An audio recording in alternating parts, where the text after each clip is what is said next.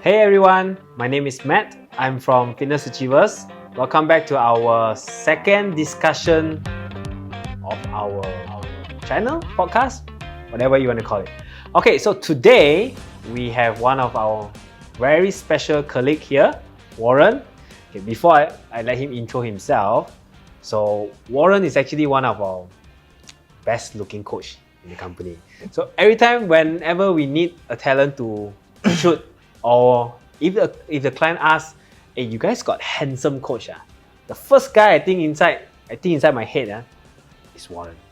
Okay, Warren, please intro yourself a little bit. Hi, I'm Warren. I'm 26. I've been with the company Fitness Achievers for about 2 years. Yeah. Okay, yeah, 2 years. But look at his body also, right? Also one of the fittest. Okay, so Warren, now today we invited you over because we have two very interesting topics that we want to talk about. One is a little bit more science, but another one I think only you in the company is more qualified to talk about, which is bodybuilding. Okay, bodybuilding is our second part. Let's talk about hypertrophy first. Now, so for those of you who don't know, actually hypertrophy is a term where we say increase in the muscle mass. Before we move on into that, so Warren, can you tell me a little bit about how did you started your gym? Why did you choose gym as a sport, and then how you end up making it as your career right now? Okay, so this started way back when I was 15. So I was in secondary school. I had a friend who was quite big at that age. So I looked up to him and I wanted to be as big as him. So that's really the reason why I started going to the gym. And with regards to why did I choose it as my career, this is also a long story. Well, I graduated from a pharmacy school. I have a bachelor of pharmacy, but I've never really. Towards the end of my degree, I started to realize I didn't really like it.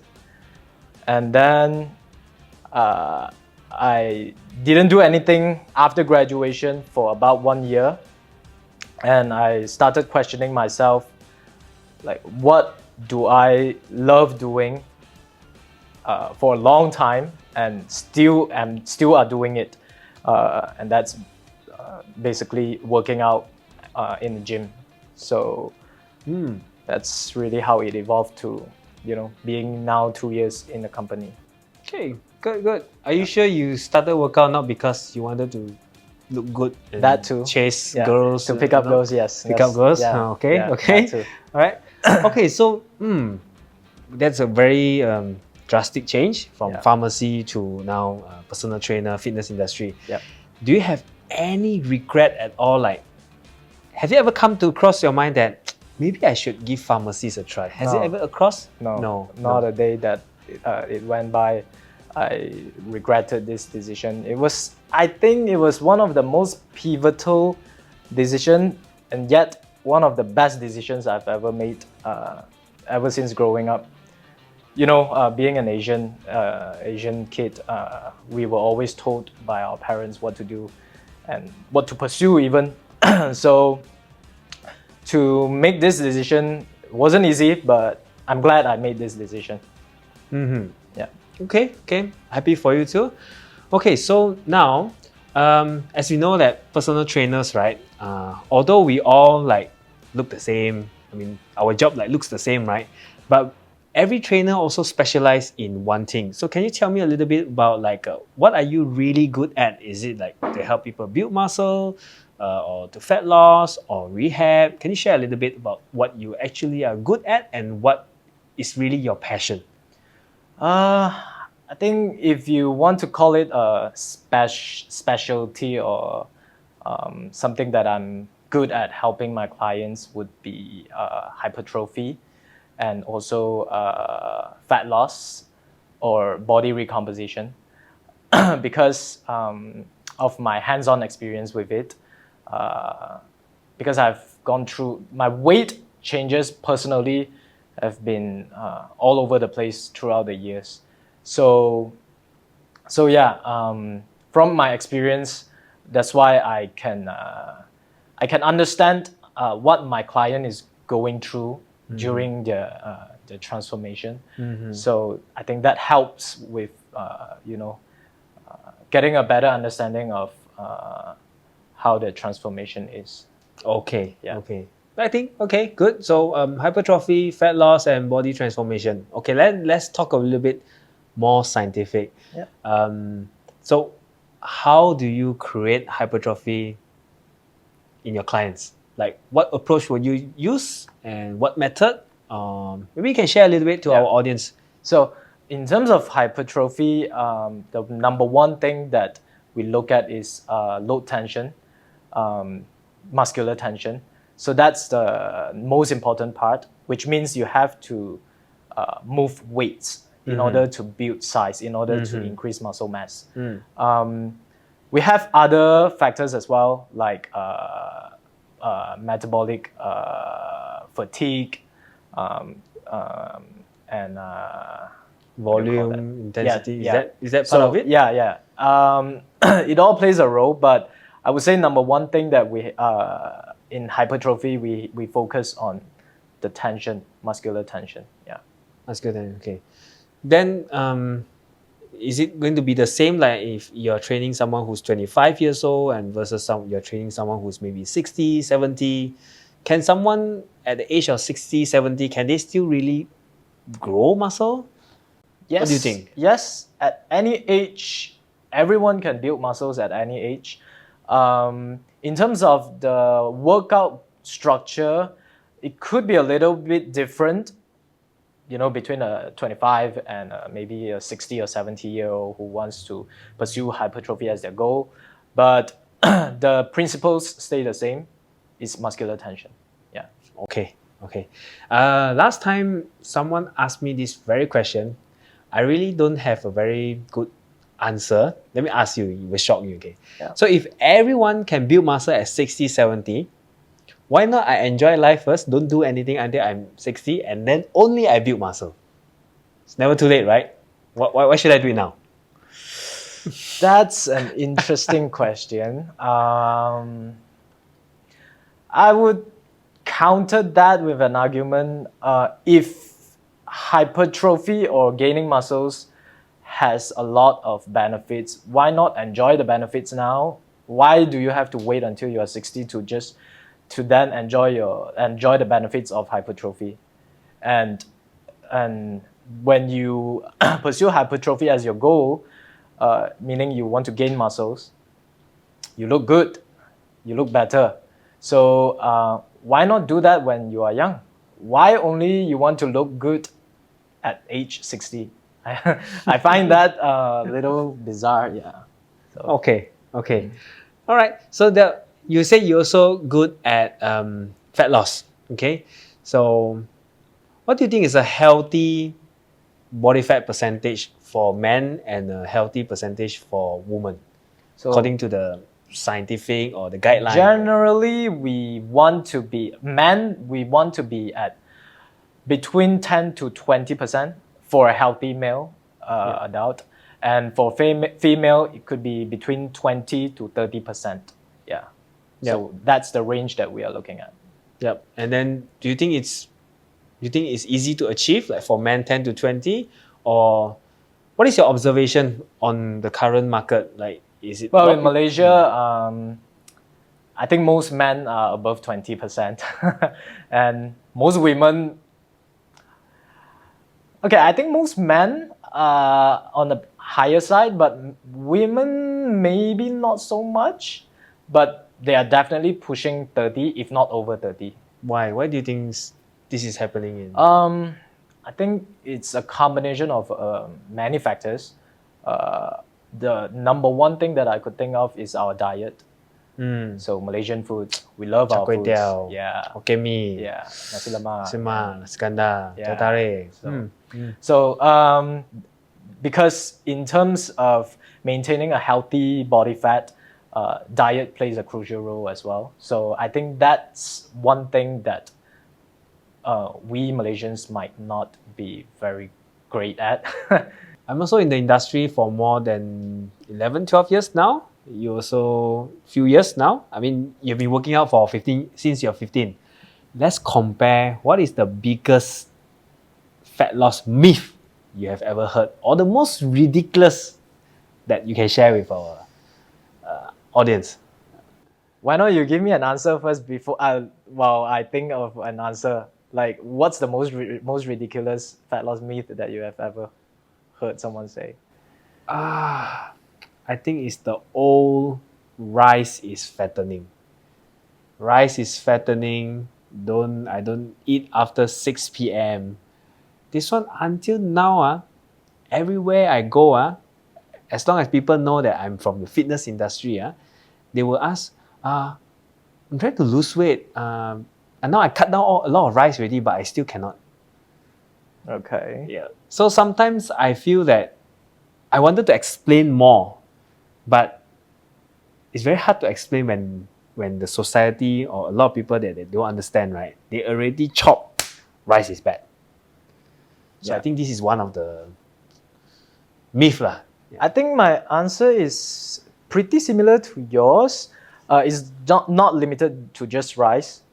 Some people, they think a certain food or a certain food group or food that is high in certain macro, let's say carbs, the most commonly villainized food, I think, is carbs.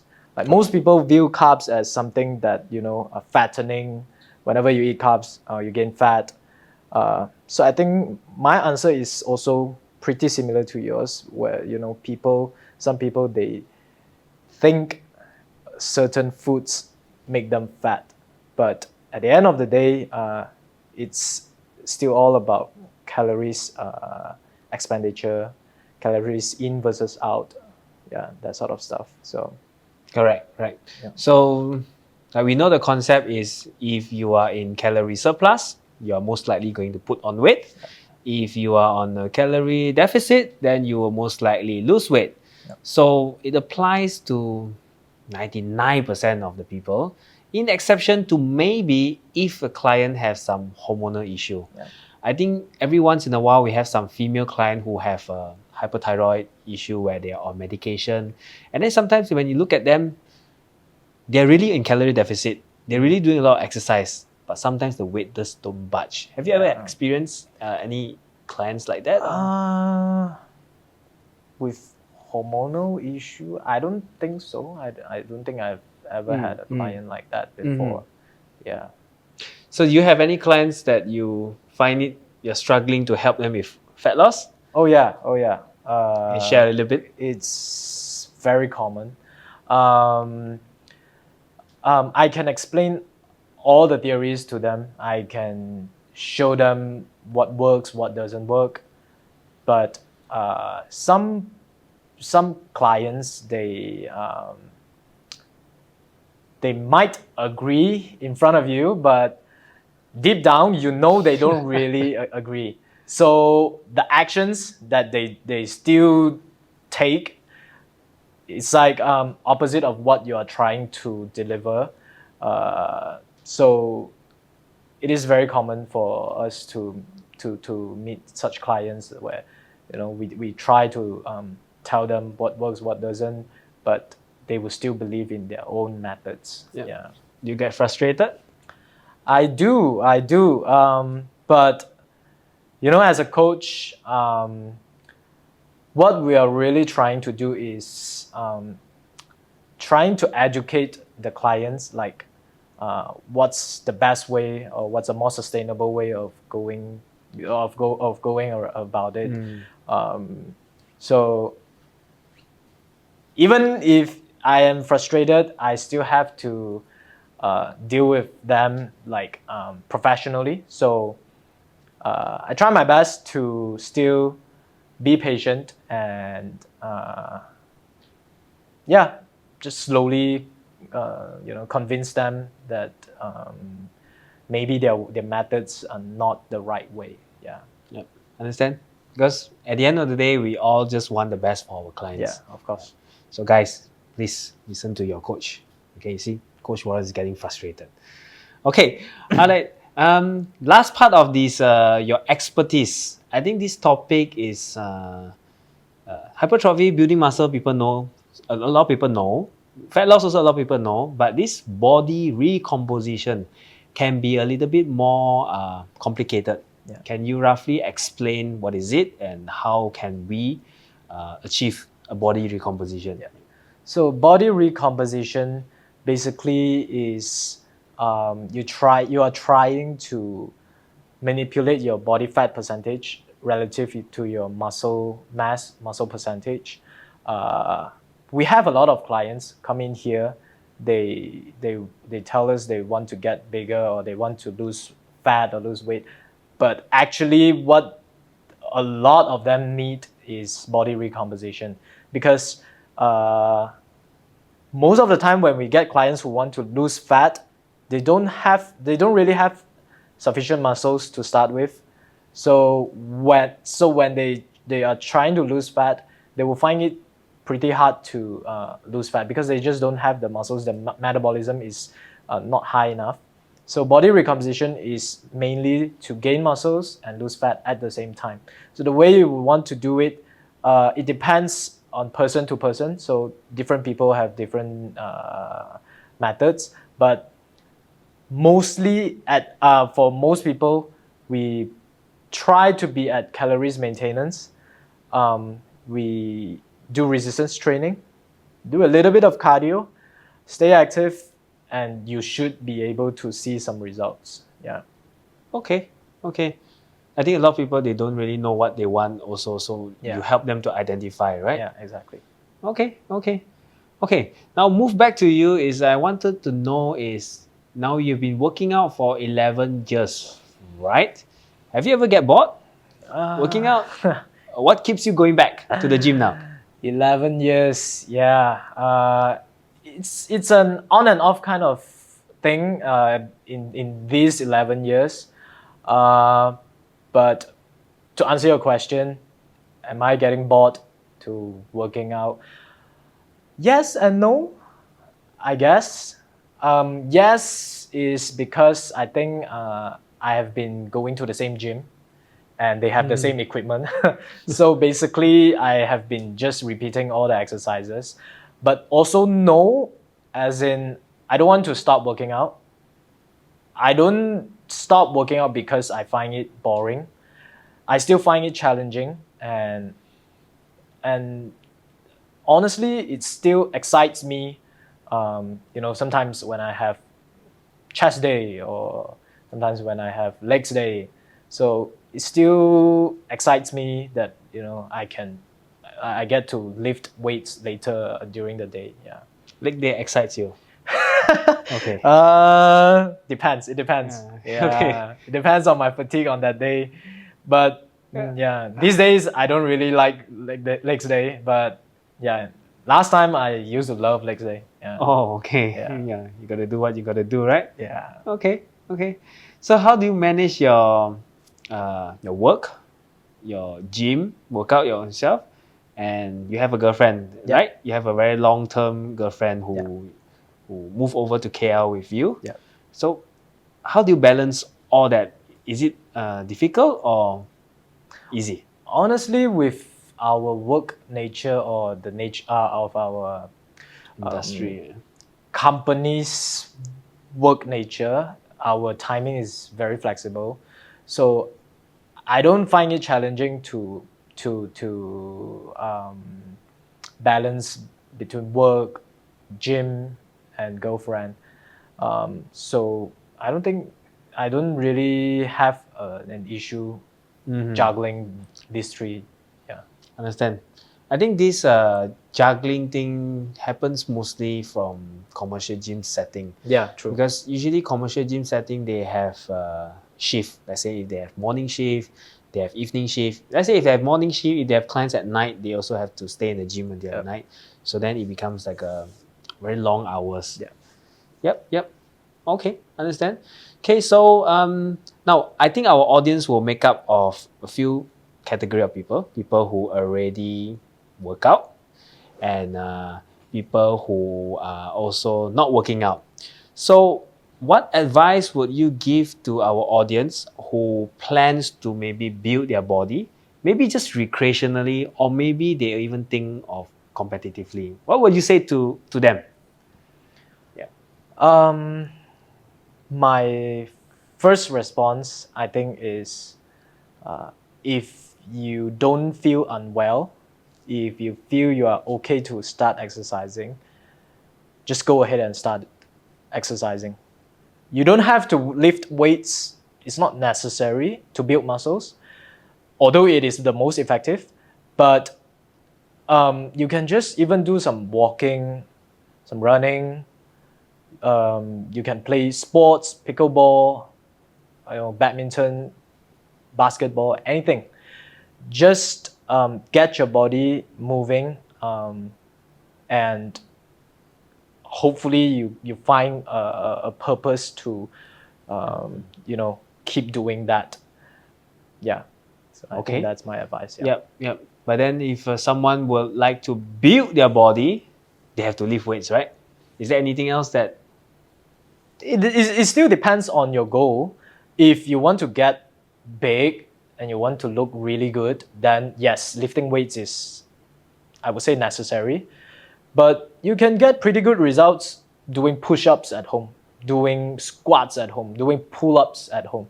So those are not really, meaning you can actually achieve pretty good results with just body weight exercises, not necessarily just going to the gym, lifting weights. Yeah. We are all in the fitness industry, specifically personal trainer, right? The answer to this question will be yes, but I just want to hear it from you. Why? Do you think people need personal trainer? Answer is yes. Okay, but why? Actually, Matt, the answer is no. Okay, not everyone needs a personal trainer. Let me explain why. Me personally, I didn't have a personal trainer throughout my 11 years of training. And I would like to say that I have achieved pretty okay results without having a personal trainer. It really depends on the person's condition. So, and also not to say that if you are healthy, then you don't need a personal trainer. If you're in a position where you are privileged enough to hire or get a personal trainer, by all means go ahead, because it would be an investment that is well worth it, because it's going to cut short your learning curve that much. Correct. You are going to avoid a lot of errors. You are going to avoid a lot of mistakes that, people like me who have gone through the trials and errors to find what works and what doesn't. So having a personal trainer helps a lot with that. If you're privileged enough, if you have the resources, getting a personal trainer is definitely recommended. Yeah. Okay, so Warren said we don't need, but if you can afford to hire one, by all means go ahead. Yeah. Right? Okay. All right. So Warren, you still look very, very good right now. You compete before, right? So when's your last competition, and what did you achieve during your last competition? Yeah. Okay. My most recent competition was in end of June this year. So this was like 5 months back? Yeah. 5 months back. Yeah. I competed in men's physique category. Yep. I placed third in my class. Wow. Wow. And this is my second competition ever. Yeah. So what about your first competition? Did you have any placing? My first competition was in 2022, which is like 2 years back. Yeah. End of 2022, I competed in sports model. I placed fifth in my class. Yeah. Yeah. Okay. So from fifth to third. So do you plan to compete again? No.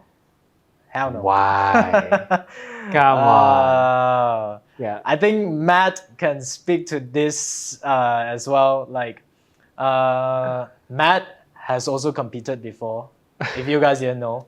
So I think he can share with us some of his experiences as well. But from me, um, competing as a bodybuilder, I think it really has to come down to why you want to do it in the first place, because at um, at a very challenging time, which means towards the end of your prep, you are really going to question yourself, like, why am I doing this to myself?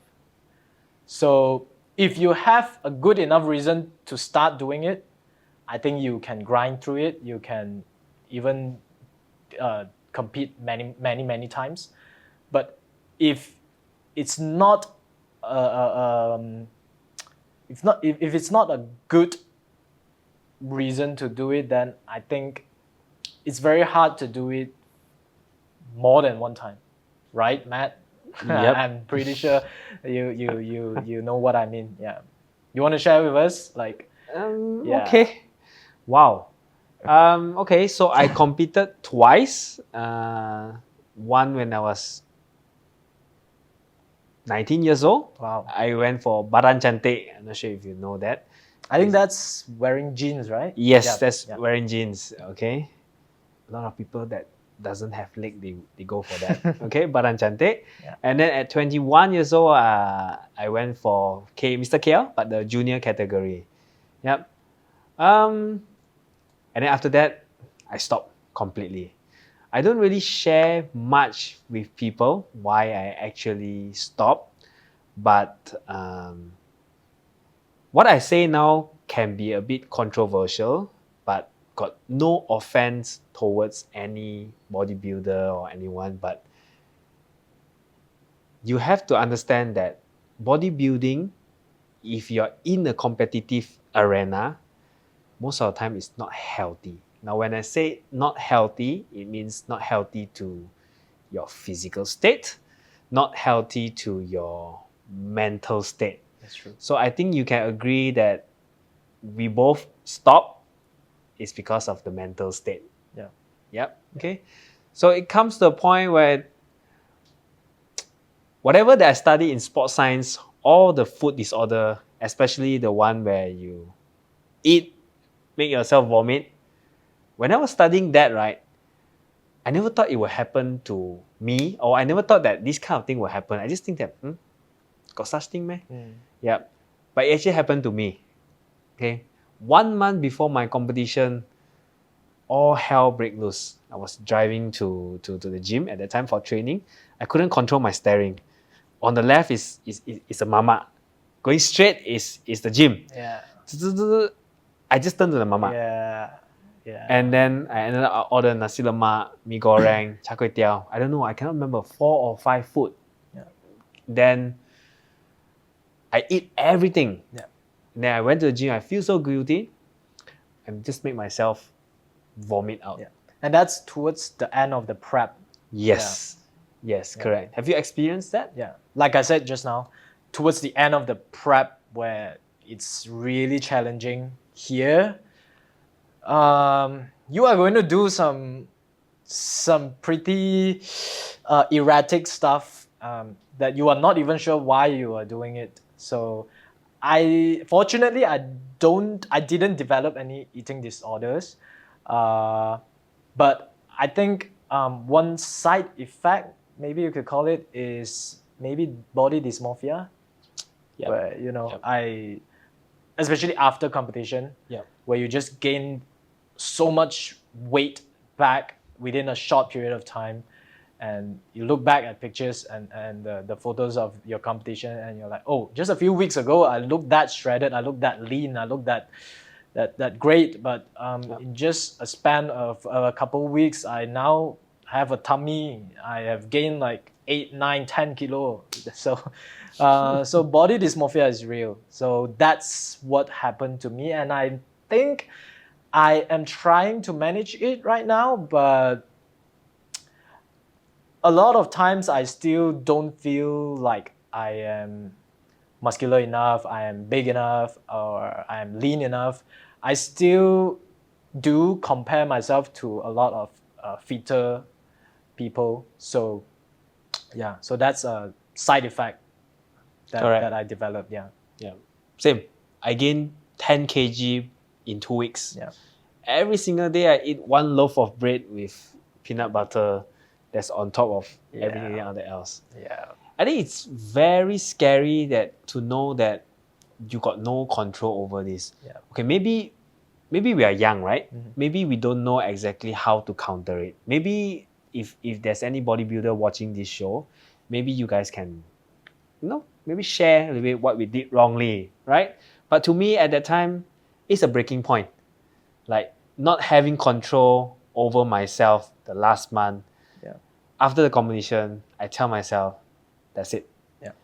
Maybe I'm just not cut out to be a competitive bodybuilder. And I'm very fine because even though my body, I look the very best when I'm 21 years old, but that has to be the worst and shittiest I've ever felt Yes. my whole life. Okay. So to you guys who are competing and doing this over and over again, I really don't know how you guys doing it.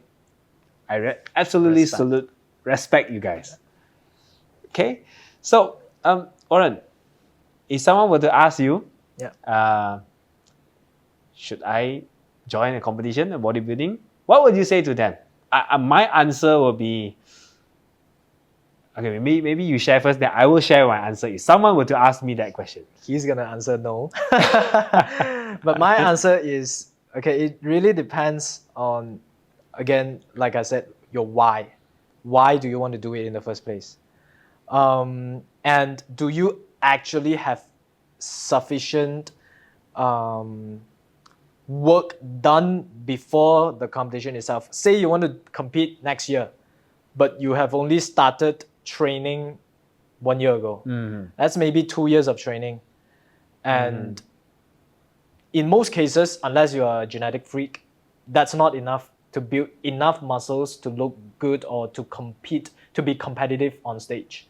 So my answer is, if you have a really good reason why you want to do it, and if you have already accumulated enough training, I would say for most people, it's at least 3 to 5 years of solid, consistent scientific training, not just gym bro kind of workout, to really, then you can consider competing in bodybuilding. Yeah.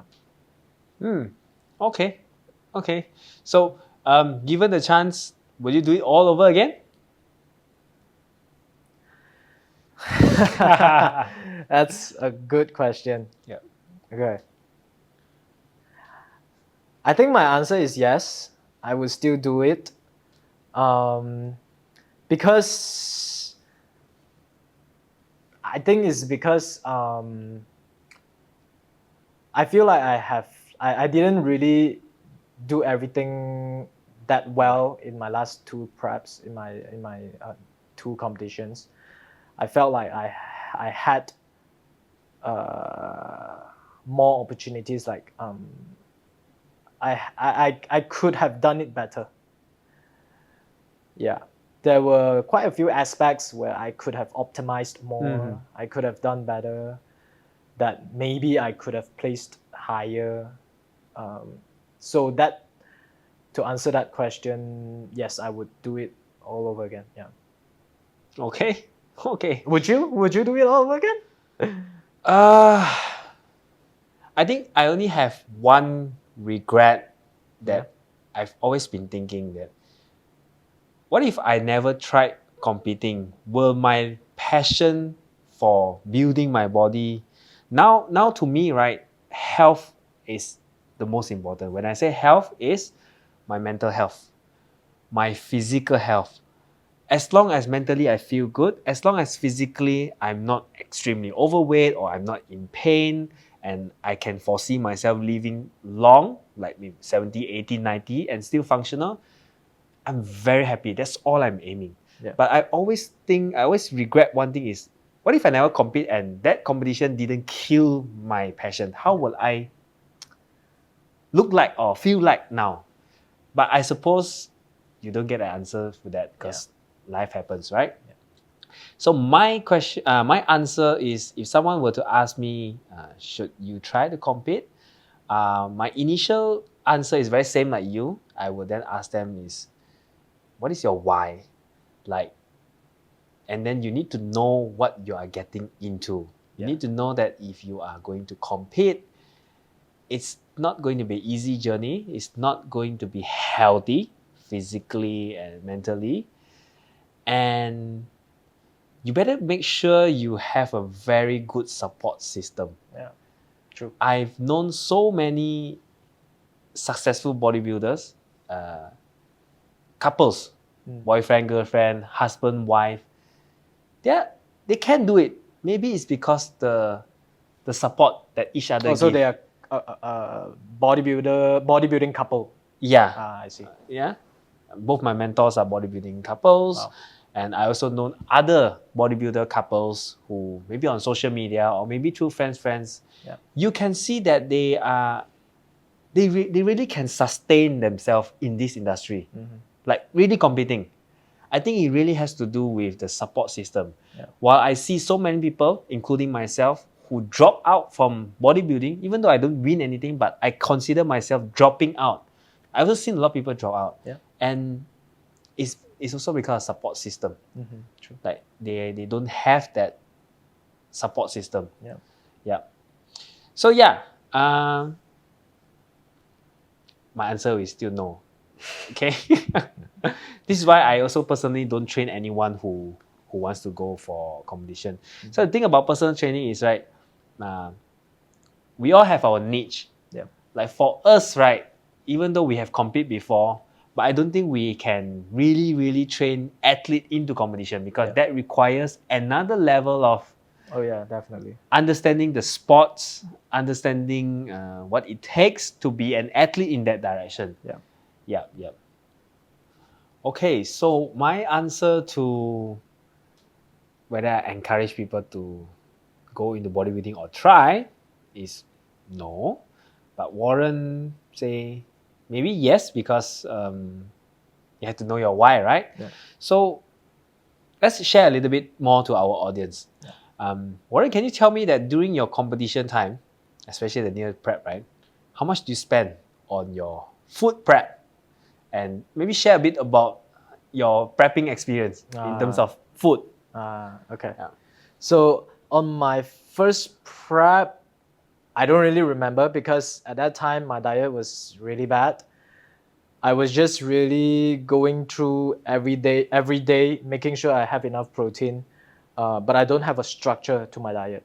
That was, I think, the number one mistake I made during my first prep. But my second prep, I think I did a much better job that time. To answer your question, how much I spent on grocery, I think it comes to around, without taking factor into the protein or supplements, I think it's around 200 ringgit per week. 200 So ringgit. yeah, it's a lot of chicken breast, a lot of broccoli, a lot of rice. So yeah. Oh, okay. Wow. I think I spent a little bit more than you at that time because my diet has a bit of salmon, some tilapia. Oh, yeah, that's a very, very deluxe kind of prep. All I did was really chicken breast. It's a poor man's diet.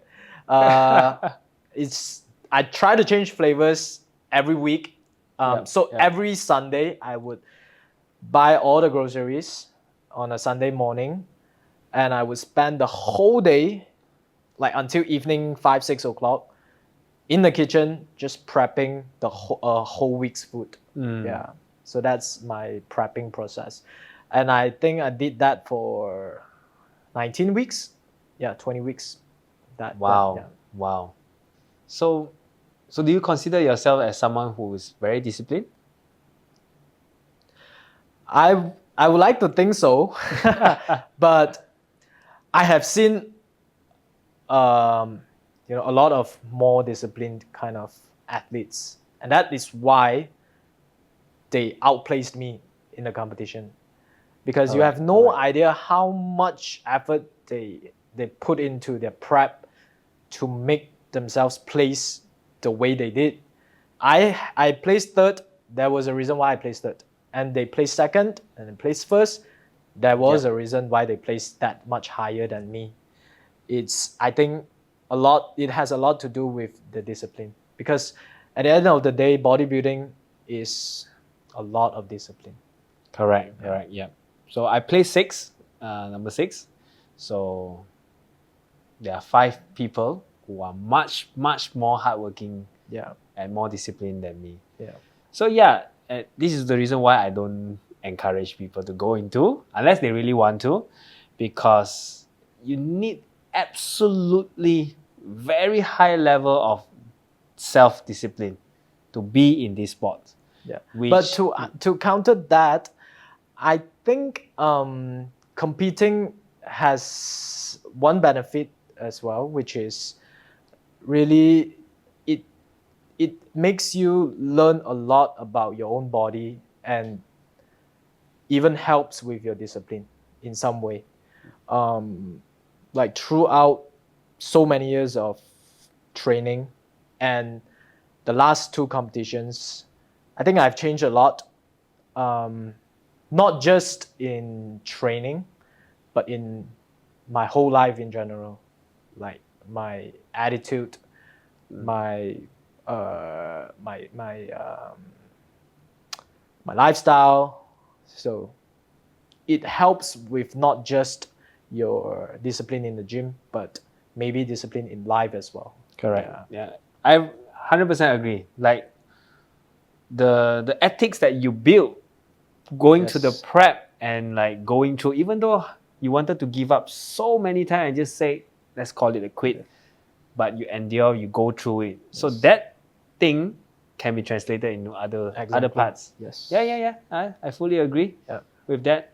Okay, so I would like to know, the last part here is, now we meet a lot of people, including our audience today. We have a lot of group of people, okay? We have a group of people, audience, who maybe they never exercise at all, okay? What is the key takeaway that you would like to share with them, okay? Maybe, and then we have another group that maybe they are already regular exercise goer. Maybe they go to the gym, or maybe they have a trainer on their own. And also maybe another group who are like he's a bodybuilder and wanted to go and compete. So can you summarize what are the key takeaway for this each group of people before we conclude our discussion today? Sure. So for the most inactive kind of people, the group of people that are most inactive, if you don't have any physical restraints or whatever that is not allowing you to exercise, then I would say just go start doing something. It could be just walking, it could be swimming, anything, just to get moving. And then for the regular gym goers, keep doing what you're doing, keep killing it in the gym, keep killing it in your workout. Unless you want to compete, which is the third group, that group, I don't really have an advice for them because I am not going to compete again. So all I could say is good luck, and you have to really dig deep and find your why. Okay. I think last is myself, right? I just want to say, although I tried bodybuilding and I fell out of it, there's 2 persons that I really want to thank, which is actually my mentor, both Terry and Lillian, if you guys happen to see this. Although I didn't turn out to be a good bodybuilder, but thank you for the guidance and support when I was competing. So and for those, to all of you bodybuilders out there that maybe happen to watch, mad respect. You do what you do, and all the best. Okay, thank you. Thank you, Warren, for willing to share with us about your experience, your knowledge, and everything. Yep. Thank you for having me here, Matt. Okay, right.